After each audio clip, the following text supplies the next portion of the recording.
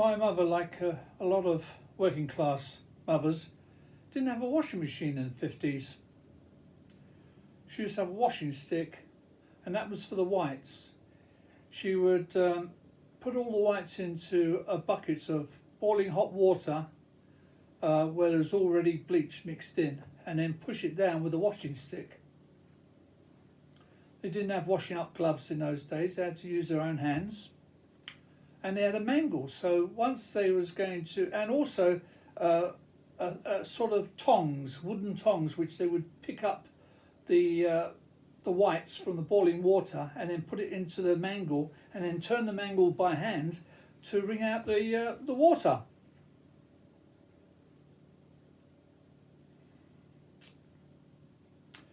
I remember we used to, every so often, with my mother's help, we would take the bed apart, and in between the joints of the metal frame you would find the bed bugs. They would sleep there during the daytime and then come out at night to possibly, I don't think they sucked our blood. Actually, they did suck our blood, come to think of it. Yeah, they used to suck our blood. So you always knew the ones who had a meal when you used to squash them, because all this blood would come out. It was only small. But we don't suffer from bed bugs anymore. I don't know why. But in my days, everyone had bed bugs. They were flat-looking creatures when they hadn't eaten a lot. Drunk a lot of blood, should I say. They were very flat, so if you rolled over in bed on top of them, it didn't harm them at all. Only on rare occasions you might find a dead bed bug, but probably had a heart attack or something.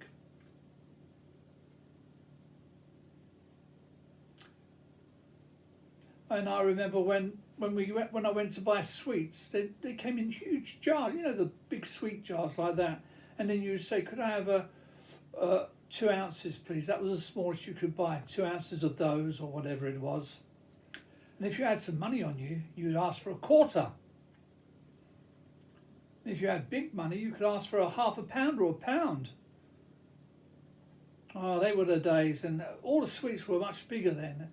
Everything over the years has been made smaller and smaller to keep the price from going up, you see.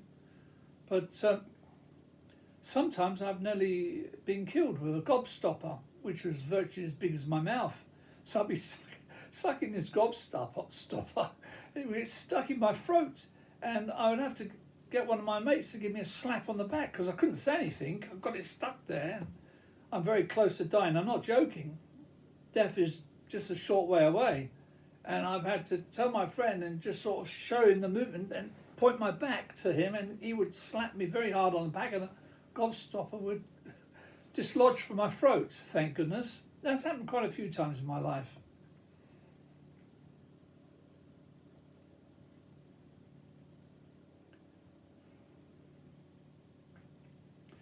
And in those days, of course, in the 50s, we had our Sunday best. In other words, all we had was a few clothes, like a pair of jeans and some shirts, but we never had decent clothes like I'm wearing now.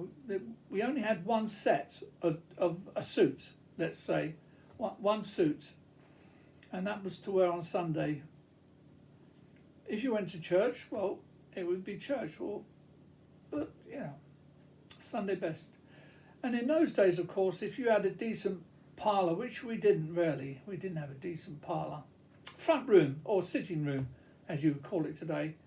A lot of working class, or well, certainly middle class anyway, they wouldn't allow anyone to use the parlour except for visitors. If the visitor came, the parlour would be opened and then it would be used.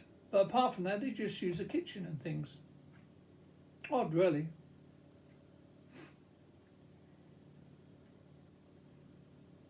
Oh, and as for normal washing, not the whites we're talking about now, just the normal clothes, my mother would have a wooden washing board, and then she'd grab it by hand from the hot water, or fairly hot water, and then rub it up and down the board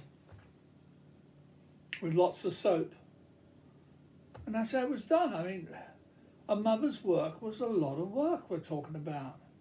Ironing as well, not just washing, but ironing. There was none of this stay pressed cloth in those days. And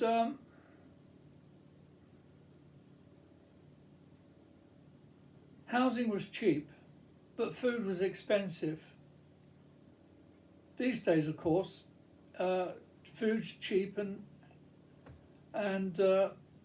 housing is expensive. It's the opposite way around. It seems like if you can't win on one, you're going to lose on the other.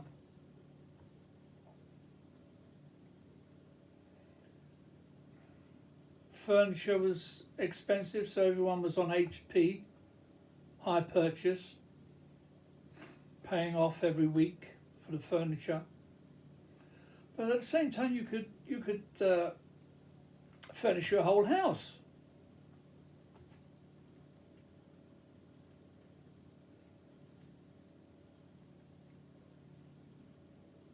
It was easy to get a job in those days before the computers came along.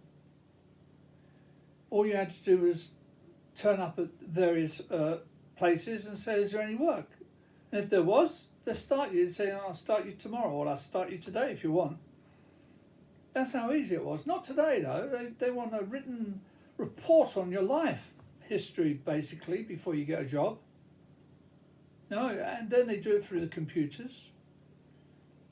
I know in the past I could have just walked up to any hotel and asked if there's a washing up job, and I would have got the job straight away, washing up pots and pans, or waitering. But not these days. If you want a waitering job, normally they tell you to go to the internet sites and do it there. No, not everything's become better. It's become more difficult.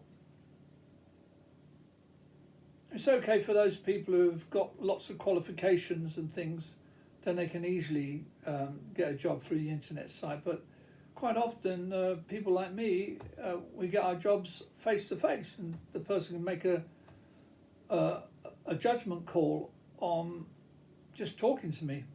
And just a reminder, if you like my videos, please give me a thumbs up and hit the subscribe button. Thank you. They never ask the whole of your past, they just say, have you done this job before? You know, one of my girlfriends, all my girlfriends have been terribly intelligent, but one of them was a half-caste girl from Germany, very good looking. I met her in England, and she told me she was doing typing job as, typist, copy typist. She said it just took her, when she went for the job in Germany, they said, have you done this job before? She said, yes, I'm a copy typist. It was a lie, outrageous lie. And she said it only took her a few days to get into the speed. Can you imagine? Unbelievable. I could try that for the rest of my life. I would never be able to do it. But some people are just so intelligent. Certainly not true what those religious people who hate women say, that a woman's got half the intelligence of the man. That's certainly not true. I consider myself wise. I've got wisdom, but I certainly haven't got any intelligence. Any girl can leave me at the starting post when it comes to intelligence. Anyway, those sort of people, they often say that they don't want girls to go to school and study. I mean, what idiot wants an idiot to live with? All my girlfriends have to be terribly intelligent for me to live with. In those days, of course, children normally we're talking about working class children here, they didn't normally go to restaurants and places like they do today. You find kids with their parents in restaurants and things, which I don't like at all. A lot of restaurants really should be left to the grown-ups, and we shouldn't have children. And when I say children, I am talking about, I am using it correctly, under non-pubescent. Because non-pubescent children behave as children. But as soon as they become pubescent, they're young people again, and they're young people, and they behave in a totally different way. So yeah, children shouldn't be allowed to mix with grown-ups. grown-ups from the age of 14, 15. And of course it depends on their background. Because where they come from. Oh, no, forget all that.